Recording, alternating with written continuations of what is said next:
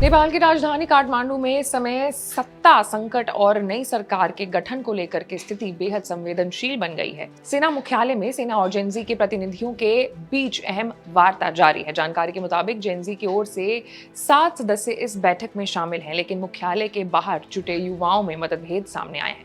प्रदर्शनकारियों का कहना है कि बातचीत के लिए गलत लोगों को बुलाया गया है और ये वार्ता राष्ट्रपति भवन में होनी चाहिए। उन्होंने राष्ट्रपति को सार्वजनिक रूप से शामिल करने की मांग भी उठाई।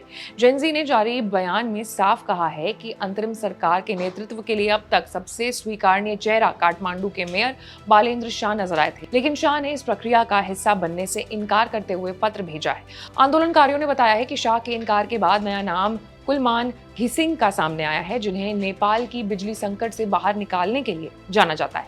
बयान में यह भी लिखा गया है कि पूर्व मुख्य न्यायाधीश सुशीला कार्की का नाम भी पहले समर्थन में आया था, लेकिन संवैधानिक पद और उनकी उम्र को लेकर के विवाद खड़ा हो गया। कार्की 70 साल से अधिक हैं और संविधान के प्रावधानों के हिसाब से ये बाधा मानी जा रही है। इसके अलावा उनके नाम पर उठे राजनीति और कानूनी सवालों ने भी स्थिति को जटिल बना दिया है। यही कारण है कि आंदोलनकारियों की प्रतिनिधि समिति ने उनके नाम को आगे बढ़ाने से मना कर दिया है। पत्र में आगे कहा गया है कि बालेंद्र शाह के इनकार और सुशीला कार्की के संवैधानिक अड़चनों के बाद सबसे योग्य विकल्प इंजीनियर कुलमान घिसिंग ही दिखाई देते हैं। घिसिंग को देशभक्त और व्यापक रूप से स्वीकार्य नेता बताते हुए आंदोलनकारियों ने अंतरिम सरकार की कमान उन्हें सौंपने का प्रस्ताव रखा है।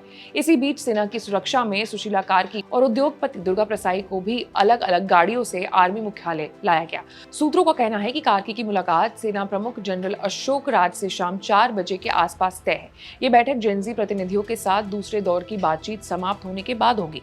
दुर्गा प्रसाई भी सेना नेतृत्व से मुलाकात करेंगे। सेना प्रमुख ने मौजूदा हालात को लेकर के राष्ट्रपति रामचंद्र से टेलीफोन पर बातचीत की है। उन्होंने राष्ट्रपति को भरोसा दिलाया है कि सेना संवैधानिक और राजनीतिक समाधान खोजने के लिए लगातार प्रयासरत है और सभी पक्षों को साथ लेकर के आगे बढ़ने की कोशिश कर रही है। सूत्रों के मुताबिक सेना इस संकट का पारदर्शी और वैधानिक समाधान निकालने के लिए तेजी से पहल कर रही है। इसी बीच स्वास्थ्य मंत्रालय ने प्रदर्शनकारियों और पुलिस के बीच हुई झड़पों पर ताजा आंकड़े भी जारी किए हैं।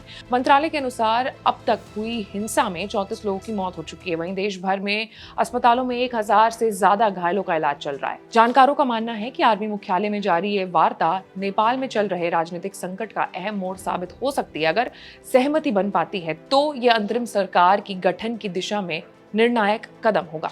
इस मामले में जो भी अपडेट होगा वो आप तक सबसे पहले पहुंचेगा, लेकिन उसके लिए आपको हमारे चैनल को लाइक, सब्सक्राइब और शेयर करना होगा। मैं थी आपके साथ आशीष सिंह आनंद।